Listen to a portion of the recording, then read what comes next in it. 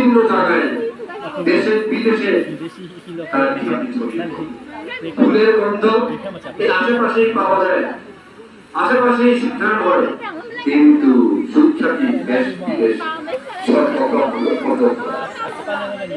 সেই সুখ্যাতি আপনাদের ইচ্ছা করে না, তাহলে এইভাবেই কৃষণ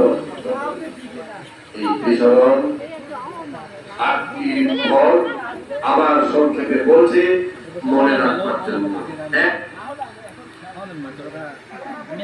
সর্বত্র পূজিত হয়। দুই, তীক্ষ্ণ প্রজ্ঞাবান হয়। তিন, সকলেই তার অনুগত হয়। চার, অমিত ভোগ সম্পত্তি লাভ হয়। অতি সুন্দর সুশ্রী লাভ হয়। ছয়, সকলেই তাকে আপন মনে করে ভালোবাসে। সাত, বন্ধু মিত্রদের ভালোবাসা অক্ষুণ্ণ থাকে। আর যশনীতি সর্বত্রই প্রচারিত হয়। কথা শুনলাম না? আপনাদেরকে আমি এই ধরনের এক ব্যক্তির কথা বলবো, হওয়ার উদ্দেশ্য বলতে